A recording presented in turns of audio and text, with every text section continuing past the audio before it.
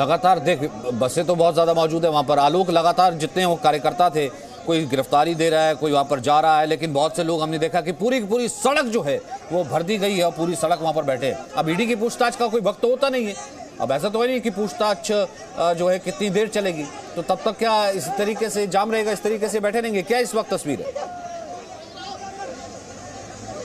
देखिए सचिन, जिस तरह से कांग्रेस ने इसको एक पॉलिटिकल ड्रामा बनाया हुआ है, उससे तो यही लगता है कि ये जो दिल्ली राजधानी की सड़कें हैं, आज इनके हाईजैक कर लिया है इन्होंने और इसी तरह से इनकी व्यवस्था रहेगी। मैं अपने कैमरामैन से कहूँगा कि आप ज़रा देखिए, ये रोड, जिस रोड पर ईडी का दफ्तर है, ये कांग्रेस के आंदोलन के और सत्याग्रह का जो ड्रामा उन्होंने किया है, उसकी वजह से ही इस तरह की बैरिकेडिंग ज़्यादा की गई है। सिक्योरिटी के लिहाज से राहुल को सिक्योरिटी मिली हुई है और वो आ सकते थे, जैसा कि आज वीआईपी गेट से उनको जहाँ से ईडी के डायरेक्टर प्रवेश करते हैं वहीं से ईडी के दफ्तर लाया गया और उनसे पूछताछ अभी कम से कम 2-3 घंटे तो चलेगी ही। जिस तरह की क्वेरी बनाई गई है, जो सूत्र हमें बता रहे हैं, जिस तरह से क्वेश्चन की लिस्ट बनाई गई है, उसमें कुछ टाइम लग सकता है।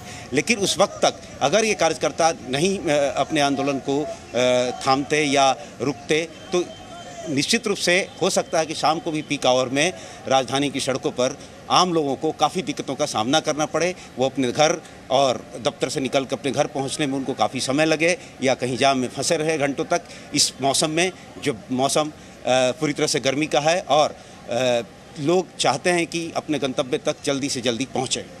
आलोक, फिलहाल अगर मैं केस की मेरिट की बात करूं तो कितना एक वक्त लग सकता है, क्योंकि तमाम तैयारी के साथ राहुल को पूछताछ के लिए बुलाया होगा, पहली पेशी पर नहीं आ पाए, अब दूसरी बार जो है वो दूसरी डेट पर जो है यहाँ पर पहुंचे हैं।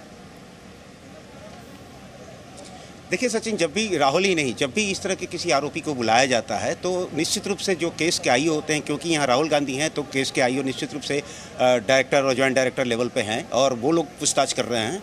तो जब इस तरह के किसी वीआईपी को बुलाया जाता है तो उसके पहले ही क्वेश्चनायर तैयार किया जाता है। इस पर भी क्वेश्चनायर तैयार किए गए हैं और सबसे बड़ा सवाल जो ईडी के पास है वो वही है जो कुछ देर पहले जितेंद्र बता रहे थे कि जो एजीएल की संपत्ति है, नेशनल हेराल्ड की संपत्तियां हैं दिल्ली, बॉम्बे, चंडीगढ़ आदि जगहों पे, उन जगहों के किराए या उनको बेचने से जो पैसे आए वो किस तरह से गांधी परिवार को गए, यही सबसे बड़ा क्वेश्चन है। वो ट्रेल पकड़ना चाहती है, क्योंकि पहले इसी केस को जब इनकम टैक्स ने जांच की थी तो यही सवाल उठाया था और उस सवाल का जवाब अभी तक जांच एजेंसियों को नहीं मिली है। और ईडी भी आज राहुल गांधी से और उसके बाद सोनिया गांधी से भी यही बात जानना चाहती है, क्योंकि दोनों का 38% का शेयर रहा है और वो सबसे ज़्यादा इस कंपनी के संचालक रहे हैं। तो ईडी ये जानना चाहती है कि आखिर ये पैसा इस तरह से गलत ट्रेल से, उस पैसे को जो नेशनल हेराल्ड की संपत्तियाँ थी उनको कैसे बेचा गया या कैसे किराए पर दिया गया, किन नियमों के तहत उसकी जो रकम है वो जा रही है किसी और जगह पे। ये सारी चीज़ें हैं जो जानना चाहती है, जिसके लिए कुछ क्वेश्चनायर तैयार किए गए हैं राहुल गांधी से और इसी पर राहुल गांधी से आज ईडी बात करने वाली है, क्योंकि बाकी सारी चीज़ों की जो इंक्वायरी थी वो कई लेवल पे, कई जगह, कई बार इन्वेस्टिगेशन हुई और कोर्ट तक ने लगभग उसको सही माना है, प्राइमा फेसी। तो जाहिर सी बात है कि ईडी के पास बाकी सारा कुछ है, लेकिन एक मनी ट्रेल जो चाहती है वो कि इस पूरे केस को बताया जा सके कि कैसे ये गलत है, क्राइम है, मनी लॉन्ड्रिंग का मामला है। इसी क्वेश्चन पर वो जांच अटकी हुई है और इस क्वेश्चन को जानने के बाद पूरा मनी ट्रेल साफ हो जाएगा और ईडी अपना आगे का चार्जशीट या और आगे की कार्रवाई कर पाएगी। इसलिए राहुल गांधी से कुछ खास क्वेश्चन किया जाने वाला है। अच्छा, राहुल गांधी या कांग्रेस की, ठीक है। जितेंद्र इस वक्त हमारे साथ मौजूद है। जितेंद्र, इस वक्त आपके पास और क्या इन्फॉर्मेशन अभी?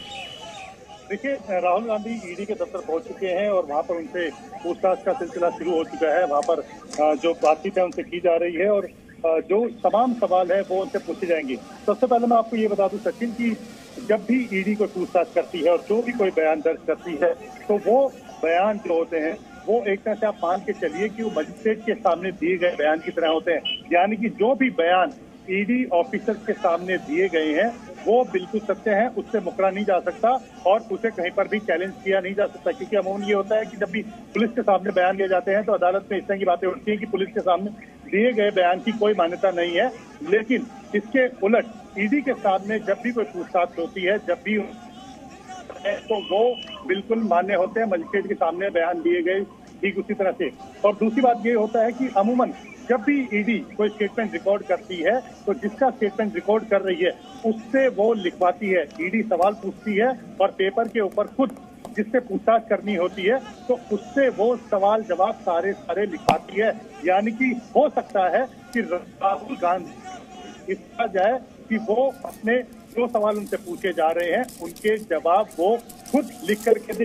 ये इसलिए किया जाता है सचिन कि कहीं पर भी इस तरह की कोई बात ना उठे कि किसी तरह की जोर जबरदस्ती है या कोई गलत बयान उनसे लिखवा करके उनको टाइप करके या किसी और से लिखवा करके बयान ले लिए गए हैं। ज्यादातर कोशिश यही होती है कि वो खुद लिख करके दे। कभी कभी ऐसा होता है कि जब वो खुद नहीं लिख पा रहे होते हैं या किसी तरह की कोई दिक्कत होती है तो ईडी डॉक्यूमेंट को टाइप करती जाती है और उनसे वेरीफाई करवा करके उनके दस्तखत करवाती है। तो ये बात मान के चलिए ये सबसे अहम बात है इस पूरे केस के अंदर, मनी लॉन्ड्रिंग एक्ट के अंदर, कि जो उनसे राहुल गांधी से आज जो पूछताछ की जा रही है वो बयान आगे कहीं को चैलेंज नहीं किया जा सकता। अच्छा, डिटेन करके तमाम बातें आएंगी। जितेंद्र, आपने तो ये इस तरह की इन्वेस्टिगेशन जो है बहुत देखी है, डिटेन करके पूछताछ की नौबत कब आती है?